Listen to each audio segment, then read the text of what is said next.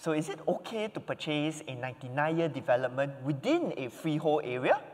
That's the question that most buyers at Liv MB are asking.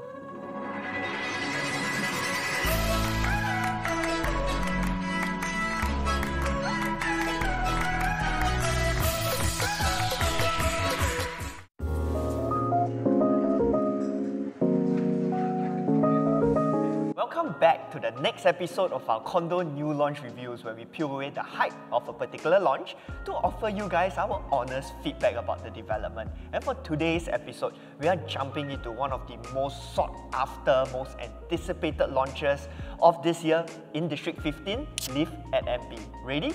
Let's go. So let's get right down to it. Liv MB is developed by Bukit Sembawang, one of the oldest developers in Singapore. But perhaps one of the most interesting fun facts about Liv MB is the fact that Bukit Sembawang actually bought that particular piece of land as an en bloc, Katong Park Towers, known previously as, in 2018. So that's a good 4 years ago. And they've held it through the whole mess that we've been through the last 2 years, and we know how scary that is. So I must give Bukit Sembawang credits for two things. Number one, having huge cojones, and number two, having a lot of patience. But this isn't the first time Bukit Sembawang has displayed or done something like that. We can go to one of their previous developments at 8 St. Thomas, the previous Airview Towers and Chairs Bright apartments, which they bought in 2007, held it, built it, having only completed it in 2018, and then deciding to sell it. So Bukit Sembawang, if you were to use one word to describe them, is patience. So I think their patience in this sense have really paid off, because we just have to look at one of the more recent land sales in the vicinity over at Jalan Tembusu that have clocked in a purchase price of 1,300 per square feet per plot ratio, won by Far East. And so that now has set the new benchmark price, allowing Bukit Sembawang to sort of fairly justify the kind of prices that they are looking at in this market, because they bought Liv MB, the former Katong Park Towers, at 1,280 PSF per plot ratio in 2018, which, to be honest, wasn't cheap. So which is why they have decided to just wait it out for the right time before selling this particular development. So let's dive into some of the key details about the project. Liv and Mountbatten, the address will be at 114A to 114D Arthur Road.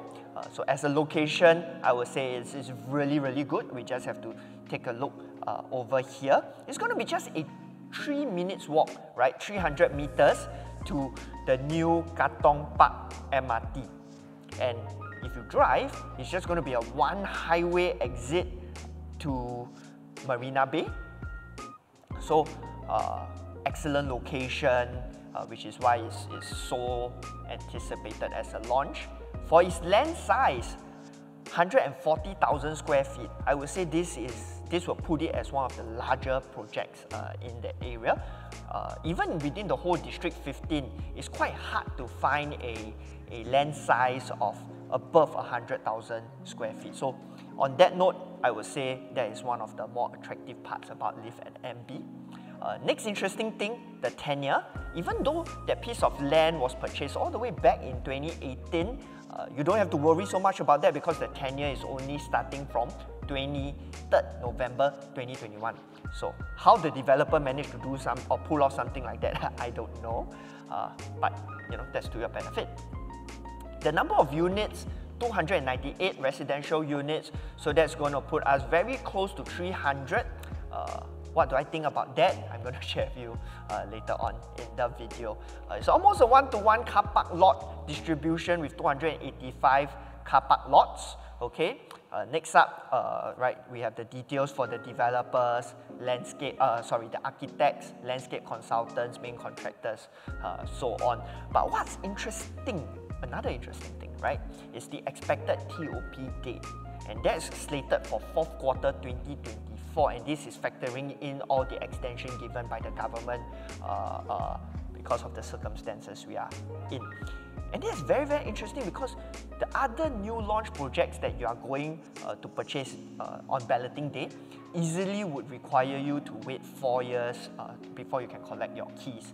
But Liv and Mountbatten, because Bukit Sembawang is almost done with their foundations already, you only have to wait almost just probably around 2 years before you collect your keys. And for those of you who will have to sell your house, go out on rental before buying, Live at MB, I see this as a huge plus point because you don't have to spend as much in terms of your rental expenditure if you were to buy Live at MB. Huge, huge plus point. Now let's take a look at the unit mix. So for the 1 bedrooms, you're going to have 39 units, 2 bedroom plus 2 deluxe, 37 and 76 respectively. We're going to have close to 110, slightly over 110 3 bedrooms, and for 4 bedrooms, just 28 units. Right. So how does this play out during the balloting? I'm going to expect quite a fair number of checks being placed, but most of the checks should be skewed towards the 1 and 2 bedrooms. So with just about 75 units of those available, you probably will expect maybe 100, 200, maybe even 300 checks fighting for that 75 units. Other than that, I see the rest of the demand probably skewing towards the 3 bedroom deluxe and 4 bedrooms, right? With a bit of luck, they probably will sell out their 4 bedrooms, my guess, on launch day, and perhaps we are left with maybe the 3 bedrooms and slightly more expensive 2 bedrooms deluxe, those that are hitting the $2 million mark. Next up, let's take a look at the maintenance fees. So at first glance, you may be thinking, wow, the maintenance fee quite expensive. 1 bedroom, 340, 2 bedrooms, 400. But the 3 bedrooms are quite okay at 476. But just take note that we are in District 15, so because of the locality, the maintenance fee tend to be a little bit higher.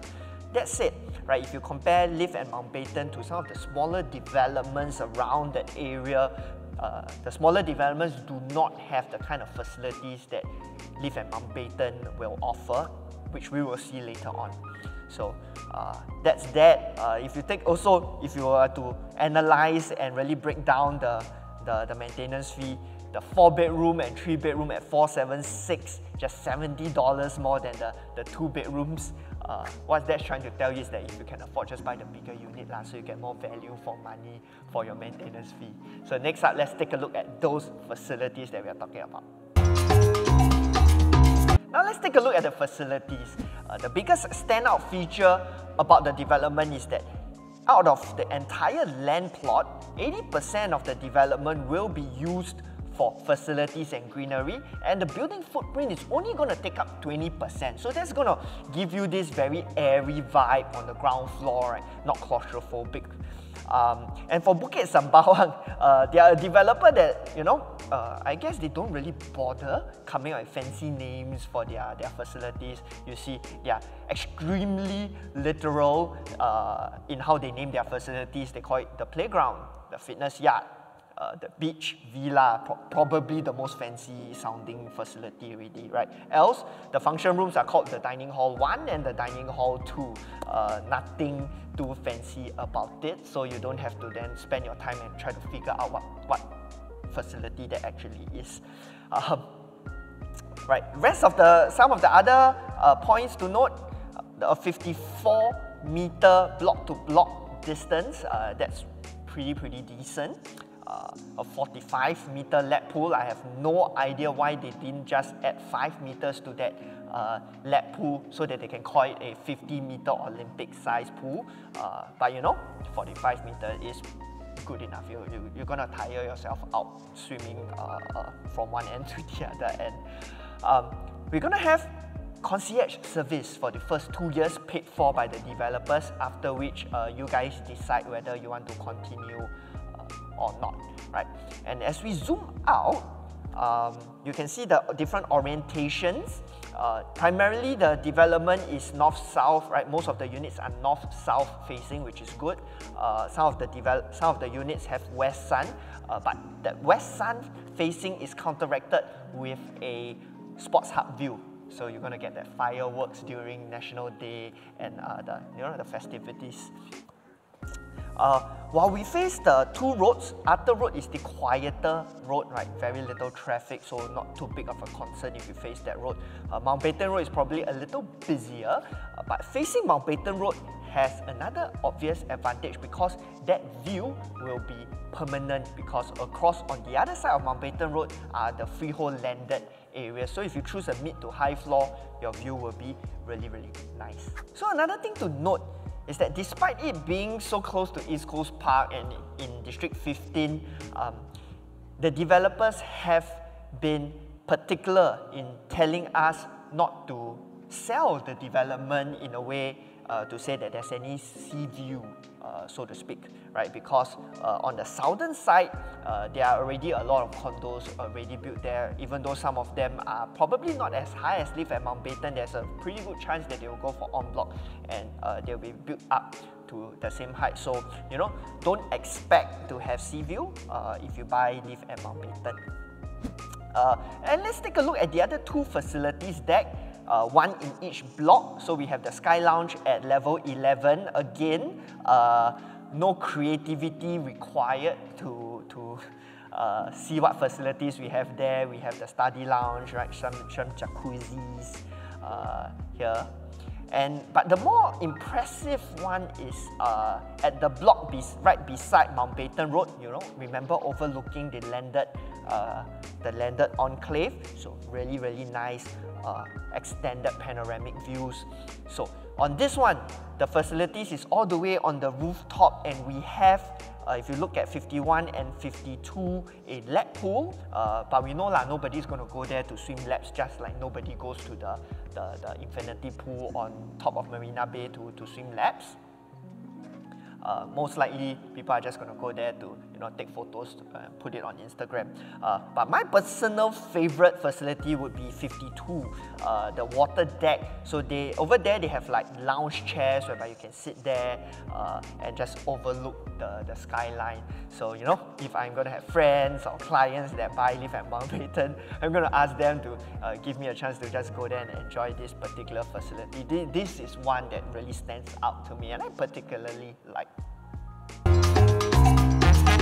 So now let's take a look at the layouts, and on that note, I must say the developers have done a super job because I am impressed. Let's take a look at the one bedrooms for a start. Right, so as you enter the unit, we have this longitudinal layout, which I really, really like. And you seldom see layouts like that for one bedrooms, okay? Next up, an enclosed kitchen with a window, right? So naturally ventilated kitchen, enclosed kitchen, and we have a 12.1 square meter master bedroom. So all in all, right, I'm really impressed how they have orientated this 495 square feet one bedroom. No balcony, okay? We do have an option with the balcony, okay? But I think there's only 2 units of one bedrooms with balcony. The rest of them don't have a balcony, right? And as we go on to the 2 bedrooms, so if you notice a trend, they have all orientated their living and dining in this longitudinal way. So maybe I want to elaborate a little bit why I like this layout. It's because you get a wider frontage, so more natural light comes into the unit, okay? So for the 2 compact, again, right, this front and back living, dining, enclosed kitchen again with a window, okay? So you also get natural ventilation for the toilets, something super rare for bathrooms, especially 1 and 2 bedroom compact units. A similar trend once you go on to the 2 bedroom deluxe, right? Natural ventilation and 10.4 square meter common bedroom size, and that's impressive. So this 2 bedroom deluxe, right, which is the show flat layout, I really like it. So as you can come in 21.5 square meters for the living and dining area. You have this kitchen area that is really impressive. It doesn't do it justice, so to speak. If you see it on the floor plan, you really got to see it at the show flat itself. Very nice. And you can also enclose this, right? You just have to put in some sliding glass over here, and again, naturally ventilated, right? Both bathrooms, again, naturally ventilated as well. I don't know, maybe you were going to put a counter on how many times I say naturally ventilated. But yeah, you know, there's something that's so rare that I really want to highlight. For the 3-bedroom layouts, that's where, you know, perhaps a bit more regular, right? But still impressive, right? All naturally ventilated. Again, good size living dining because we are longitudinal in arrangement. So, right, 4 bedrooms. All very nice, right? And if you look at the site plan, you also notice that every block is a point block, meaning there's only 4 units per block. So that makes every single unit a corner unit, and that's also why we have the windows in the kitchen and the toilets. And you're going to have 2 lifts serving these units. So, all in all, just very good lah. Right, so that's it for the layouts. So if all the things that I've just said, it's not going to be hard to guess what the first thing I like about Liv MB is going to be. The unique product. So all the things that I've mentioned, you know, our naturally ventilated toilets, kitchen, point block, sliding glass, all this have resulted in all this hype, not within buyers, but within agents.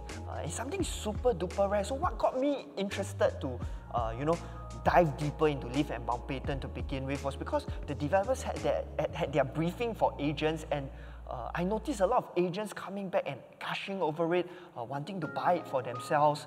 And you know, so basically a development that stirred a lot of emotions for agents at that, you know, people that have seen tons and tons of developments.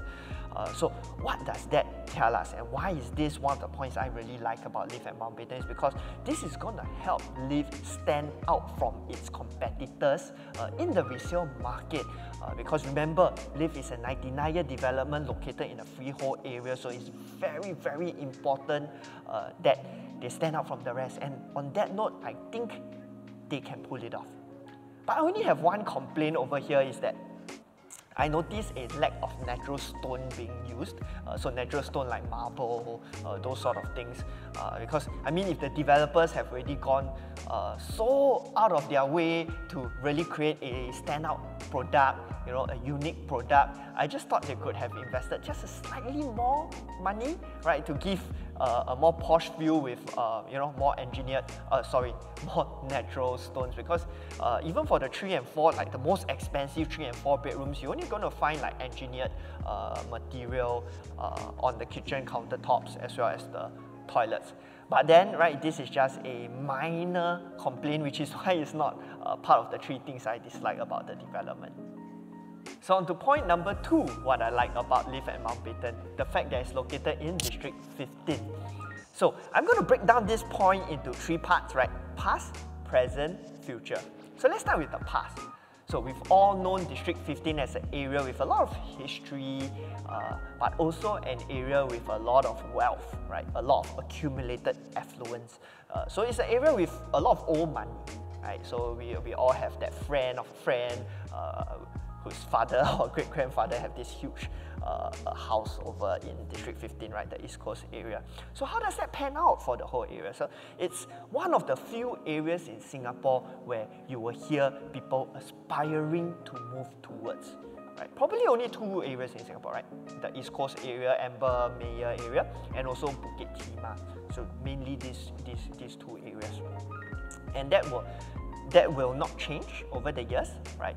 You will attract organic demand people, right? You know, kids of rich families wanting to stay near their parents, but also demand coming in from the other parts of Singapore. And we see this for a fact because we have done deals over in Sengkang Punggol, right? Upgraders, they have made a good sum of money in their ECs, in their MOPs, and they are looking to move into District 15. So very, very strong organic demand thanks to all the history associated with the area, right? So that's the past. So the present, what do I see?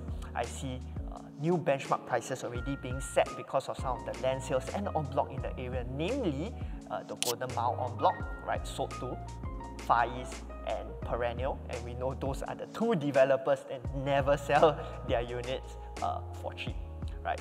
Next up also is the Jalan Tembusu site, again sold to Far East.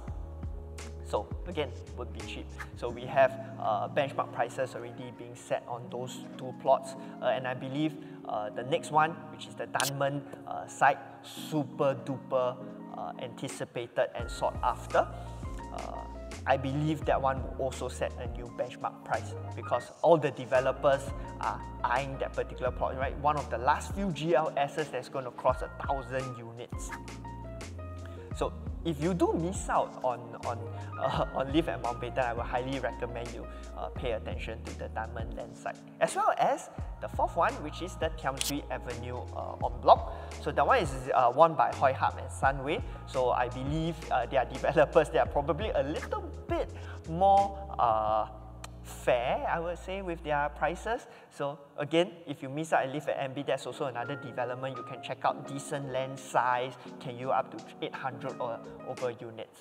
Right, so that's the present, right? Some of the land sales that's already being done in the area, right, or in the immediate future, setting new benchmark prices. Next up would be the impending opening of the new MRT stations over in District 15, and as a matter of fact, down the whole of East Coast. So this, again, right, is going to help the area become more accessible, allowing it to open up to more demand from people that stay further out east, because previously you basically have to own a car to really enjoy the proximity of District 15 to the city lah. If not, you have to take bus rides or MRT over there, which is quite far up lah. You have to go all the way to your Paya Lebar and whatnot.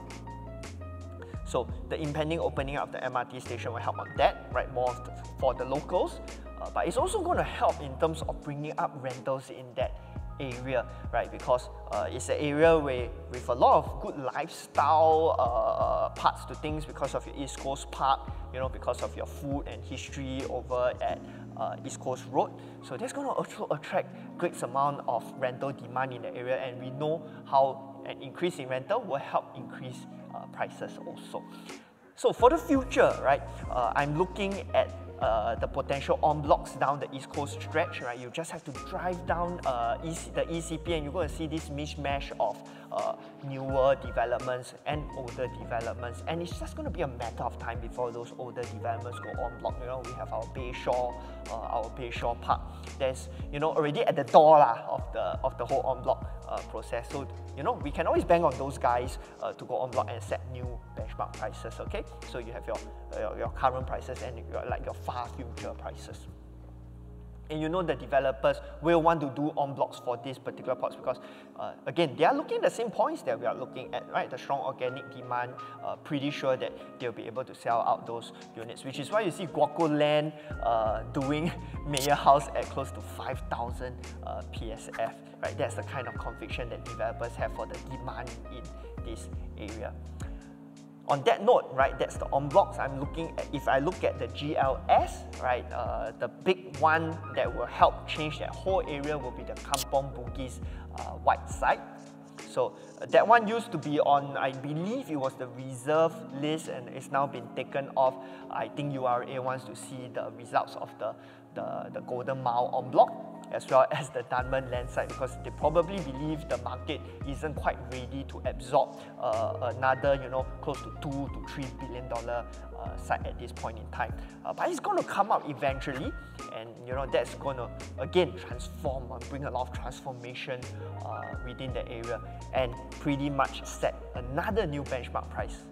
Okay, so every time when people want to buy into a particular area, especially when they're buying into a price point that I wouldn't say is cheap, they need the confidence that there will be somebody coming up in the future to set those prices, right? We already have that currently, and I believe in the future with pretty good confidence that something like that will happen as well. So on to the third and final point of what I like about Liv at Mountbatten, the timing. So I'm going to break down this timing point into two parts. The first part would be the short period of time that you need to wait before collecting your keys at just 2 years.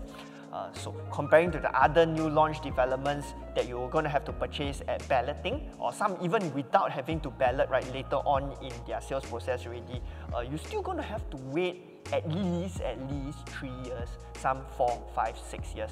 And that's going to put an impact not just on your pocket in terms of the rental expense, and also considering the fact that the rental market today is at a record high.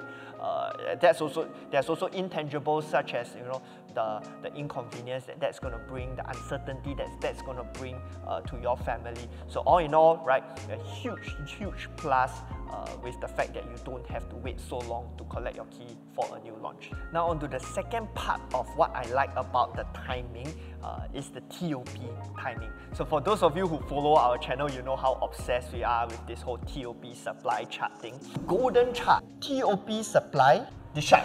Okay, it is my favorite chart. But let me just be concise about it. So basically, if you TOP during a period of low supply, and if the market is demanding a brand new development, you have very little competition. And when you have very little competition, you are then able to charge high profits. And we have seen an excellent case study for Liv and Mountbatten in our good neighbor at Seaside Residences. So Seaside Residences was sold during a market peak in 2017. It TOP, I believe it was last year during a period of very low TOP supply. And this is a chart of how much profits they have made. Over here, okay? And so, of course, the question I get is, can Liv at Mountbatten replicate the results of Seaside Residences? And I would say, why not? Right. The only thing that is different is perhaps we don't have as many units as Seaside Residences, and we also don't have sea view. But what we do have, okay, is a closer proximity to the CBD, number one. And number two, right, we also see units at Seaside Residences that don't have a sea view yielding strong profits as well. So do not underestimate the plus points of TOPing during a period of low supply. And for me, I have quite a strong conviction that the market will see very low TOP supply for the foreseeable future because of all the measures that's weighing down on the developers with our ABSD, with our rising interest rates, with our rising construction costs. So the developers are extremely cautious with doing, en blocs, doing government land sales. So if Liv and Mountbatten were to TOP or be the only TOP in District 15 in that period of time, is going to be able to fetch a really high price in the sub-sale or in the resale market once it hits its TOP. If you found this review useful, please don't forget to like and subscribe as you help out the channel a ton. And also give us a little more extra motivation to continue doing review videos like that. And as a reward, if you like and subscribe on the channel within the next 3 seconds, I'm going to reward you with a very cute video of a laughing baby. Now in 3, 2, 1...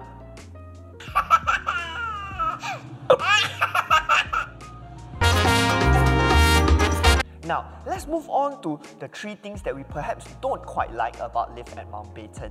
Point number 1. And the point that we mentioned at the start of the video, the fact that it is a leasehold development in a freehold area. But hey, we've seen developments like Martin Modern, Rochelle and Newton perform really well despite falling under the same category of being a leasehold development in a freehold area. Now let's take a look at some of the data. Here we have Martin Modern, located off River Valley Road, beside Martin Place. As you can see, surrounded by freehold developments like Urbana, Martin Place, Euro-Asia, Starlight Suites, Martin Edge. And let's take a look at its performance. We see over here the top earning unit, 1733 square feet, yielding $1.146 million in profit with a 4-year holding period. A slightly smaller unit, 1399 square feet, yielding slightly over $1 million profit, similarly with a 4-year holding period. So Martin Modern have had extremely strong performance despite being located in a freehold area. Let's take a look then at Rochelle and Newton, similarly located off Newton Road and surrounded by all these freehold developments. And here, their performance is all the more impressive if you take a look at when these owners purchased those units at, right, in the 2011-2012 period. And for those of you who remember, that was pre-2013 cooling measures, the previous market peak. And a lot of the owners that have purchased units during that period, especially in the CCR, are still struggling to turn a profit, which makes the performance over at Rochelle and Newton all the more impressive. So the key point over here is to understand if there's product differentiation between the projects. What do I mean by that? If the development is similar in size, facilities, age, obviously people will pick the freehold development. But we know that that's not the case. Because if you look at the smaller developments around Rochelle and Martin Modern, they all do poorly despite them being freehold. And that's something I noticed more and more recently. Buyers are not that particular about the tenure of the development anymore. They are looking at other factors like how much they like the place, facilities, things that you might say are more emotional. So now, here's the golden question. Can Liv MB pull off a Martin Modern or Rochelle? Now, if you have paid attention to what I've mentioned earlier, you might have my answer. On to the second thing I don't quite like about Liv at Mountbatten, the performance of units in the vicinity. So now, for those of you looking to yield a profit, it might worry you that some of the developments in the area, which you might consider a direct comparison to Liv at Mountbatten, not performing that well in terms of capital appreciation. Case in point, the Line and the Fulcrum. Let's take a look. So here we have the Fulcrum located along Fort Road with 128 units TOP in 2016, so it's about 6 years old now, yielding just 3 profitable transactions and 4 unprofitable transactions with a highest loss of around $275,000. Next up, we have the Line, which is right beside the Fulcrum.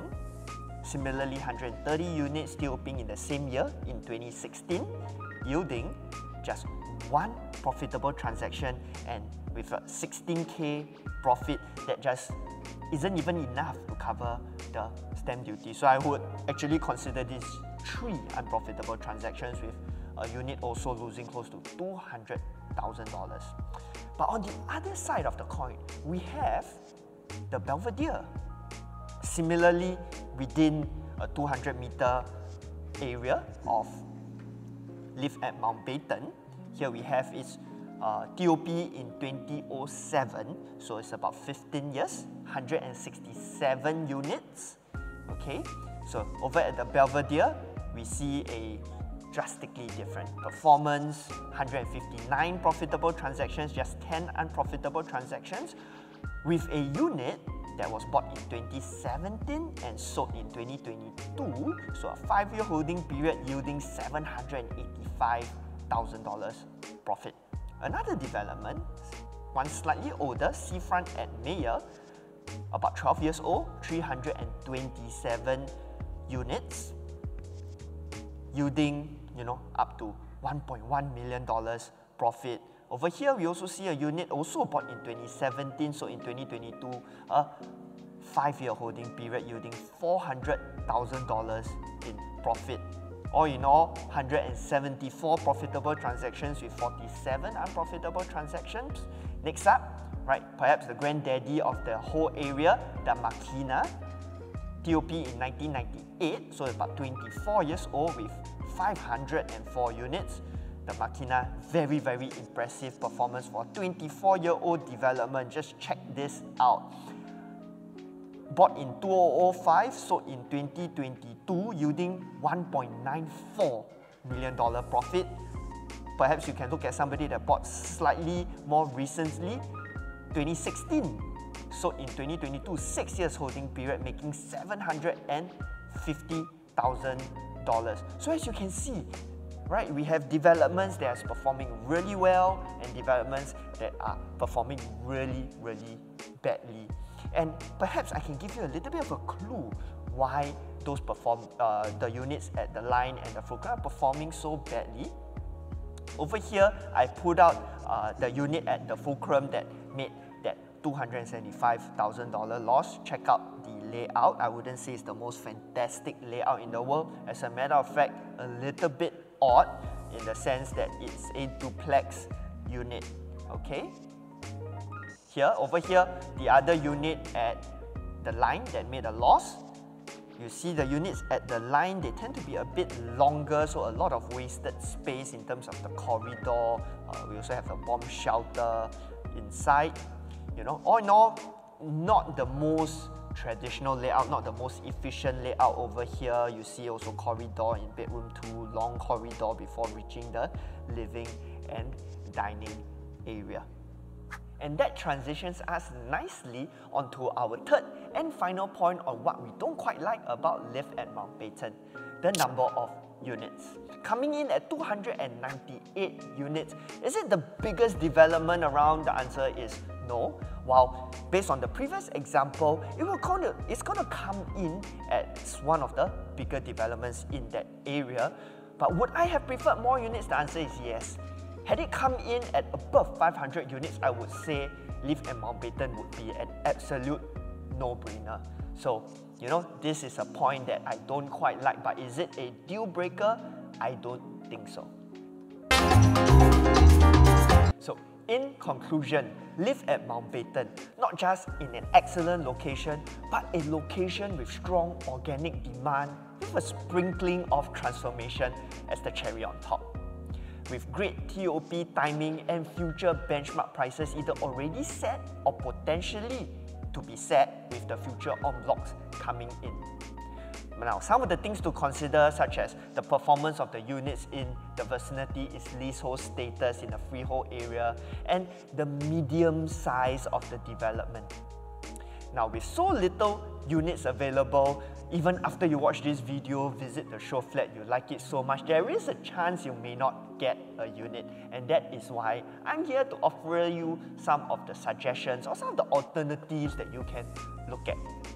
If you're looking at something like a sub-sale unit, you can consider Park Esta, albeit it's not in District 15, but it's a large development, and there's a pretty good chance you're going to get a unit over there, and it's going to TOP really, really soon. For resale developments, I've just shared with you some of the excellent examples. Take a look at something like the Seafront on Mayor, Makina, or the Belvedere. If you want something a little newer, you could consider Amber Park or Mayor House.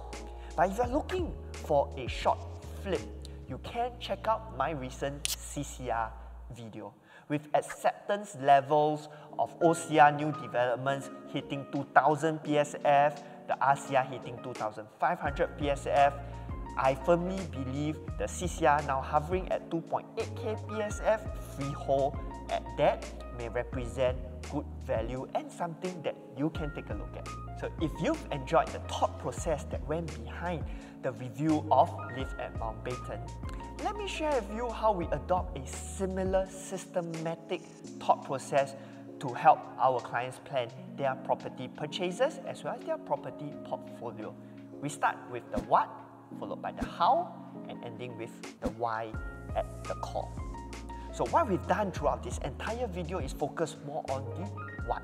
And that's what most people do, right? What to buy, what to look out for, what property is best for me. But for us, what's more important is the two inner circles, the how and the why. So how does one create a rock-solid property plan, right? So we ask questions like over here, and we make sure we tick the boxes and the to-dos like those over here. Lastly, we focus on the why. We go on that deep dive with our clients because it's very, very important that you understand the why are you doing this.